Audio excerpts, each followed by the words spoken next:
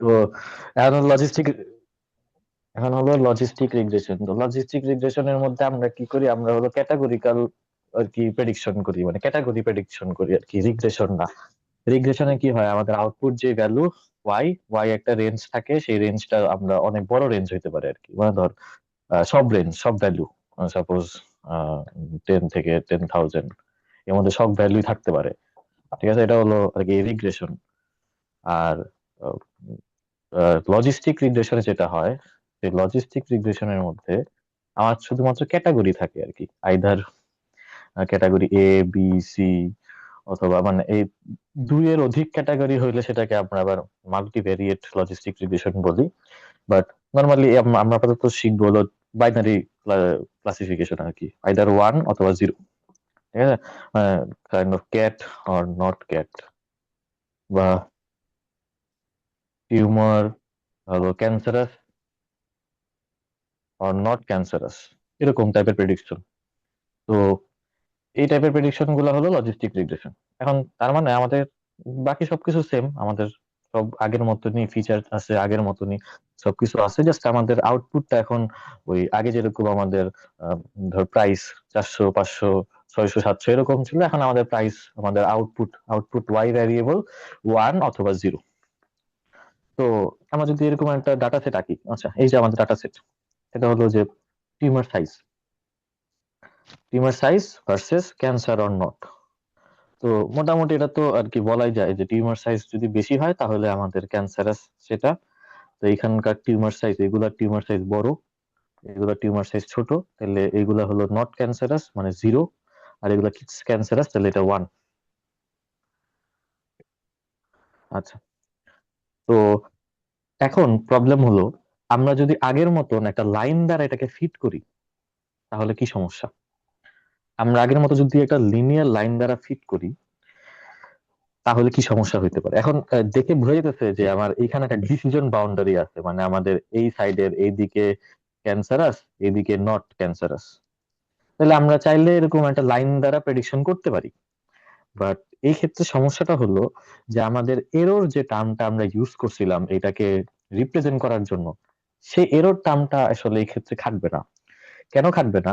কারণ আম, আমরা তো সেই এরর ফাংশনটা ইউজ করি আমরা আগের বার কি করছি, আমাদের যে লিনিয়ার রিগ্রেশন, সেই লিনিয়ার রিগ্রেশনের ওয়েটটাকে চেঞ্জ করছি।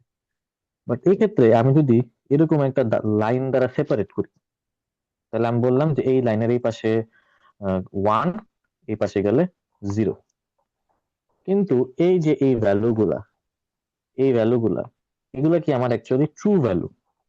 তো ট্রু ভ্যালু থেকে আমার প্রেডিক্টেড ভ্যালু কি এটা হবে, তাহলে ট্রু ভ্যালু থেকে একটা এরর আছে আমাদের, এই একটা এরর, প্রত্যেকটা ট্রু ভ্যালু থেকে আমার একটা এরর পাচ্ছি আমরা।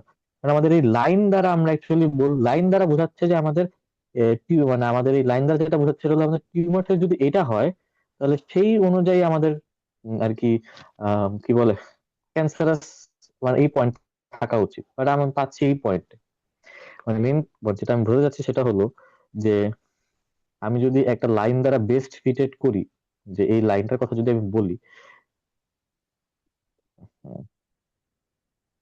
আচ্ছা যাই হোক, যে আমি যে লাইন দ্বারা বেস্ট ফিট করতে চাই সেই লাইনটা মধ্যে আমার কি হচ্ছে, এরর আসতেছে প্রত্যেকটা পয়েন্ট থেকে। যেরকম এইটা একটা এরর, এটা আরেকটা এরর, এটা আরেকটা এরর, এরকম এটা আরেকটা এরর।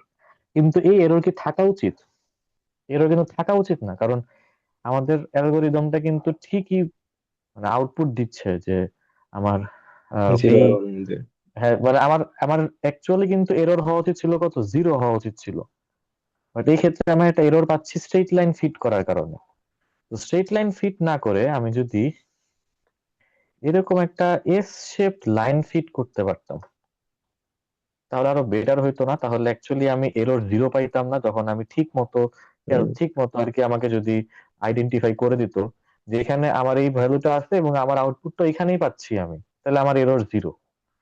ঠিক আছে, তো এই জন্য অ্যাকচুয়ালি আমরা লজিস্টিক রিগ্রেশনের ক্ষেত্রে এরকম স্ট্রেট লাইন, পলিনোমিয়াল লাইন এগুলা ইউজ করি না, আমরা হলো আর কি আরেকটা ভিন্ন ধরনের লাইন ইউজ করি, ভিন্ন ফাংশন ইউজ করি।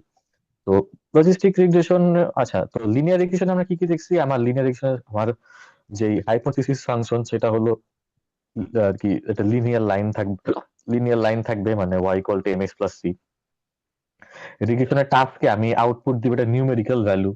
আমার কস্ট ফাংশন ছিল এসএসি অথবা ওই যে সাম অফ স্কয়ার্ড এরর, এবং আমার অপটিমাইজেশন অ্যালগরিদম ছিল গ্রেডিয়েন্ট ডিসেন্ট। তো এই যে ক্লাসিফিকেশন প্রবলেমে we need a new cost function, ঠিক আছে? আচ্ছা, কস্ট ফাংশন পরে, ওইটা পরে। এই যে আমার হলো এটা হলো লিনিয়ার রিগ্রেশন ওয়াইজ আমরা লিখতে পারি, বাট এইখানে also for the values of correct identification we are still getting error. Linear regression no longer fit. তাই অ্যাকচুয়ালি আমরা এখানে একটা এস শেপ লাইন হলো আমরা দিতে চাই। তো সেই এস শেপ লাইনটা instead of linear line, S shape line is more fitted. তো এই এস শেপ লাইনটা হলো লজিস্টিক রিগ্রেশন আমরা ইউজ করি, যার কারণে আমরা যেটার মাধ্যমে আমরা ক্লাসিফিকেশন কাজটা করে থাকি। তো সেই এস শেপ লাইনটাকে অ্যাকচুয়ালি বলা হয় লজিস্টিক ফাংশন অথবা সিগময়েড ফাংশন, ঠিক আছে? তো লজিস্টিক অথবা সিগময়েড ফাংশনের মানে আর কি ফাংশনটা হলো G of Z equal to 1/1 minus 1 plus e to the power minus Z. তো এইটা এরকম একটা জিনিস, সেটা হলো আমাদের আগের হিসাবে আমরা যদি যেটা যেটা বলতে পারি যে এই টিউমার সাইজটা যদি বড় হয়, ঠিক আছে, আমাদের এই দিকে যদি জেড থাকে, মানে এই দিকে যদি আমার ভ্যারিয়েবল যদি জেড থাকে, তাহলে আমার টিউমার সাইজ যদি বড় হয় তাহলে আমার অ্যান্সার হওয়া উচিত 1। আমার টিউমার সাইজ যদি ছোট হয় তাহলে আমার অ্যান্সার থাকা উচিত কত? 0। তাহলে আমার, 0। তো আমার যদি জেড যদি পজিটিভ দিকে বেশি হয়, পজিটিভ বেশি হলে ই টু দি পাওয়ার পজিটিভ, মানে e to the power minus into positive মানে কি, e to the power minus something. E to the power minus একটা বড় ভ্যালু, এটার ভ্যালু কত? 0। যদি আর কি জেড পজিটিভ দিকে বেশি হয়, ঠিক আছে, তাহলে 0 হলে 1/1, আমার অ্যান্সার কত? 1। যেটা আমরা চাই যে আমাদের জেড যদি পজিটিভ দিকে যায়, পজিটিভ দিকে জেড এর বড় ভ্যালুর জন্য আমি 1 চাই। আর যদি জেড যদি নেগেটিভ দিকে বড় হয়, মানে আর কি যে এই সাইডে এই নেগেটিভ অ্যাক্সিসে যদি আমার জেড যদি বড় হয়, তাহলে আমার কি হবে? E to the power minus into minus মানে e to the power plus. তাহলে ই টু দি পাওয়ার প্লাস একটা বড় জিনিস, তাহলে কি হবে? এটা ইনফিনিটি হবে।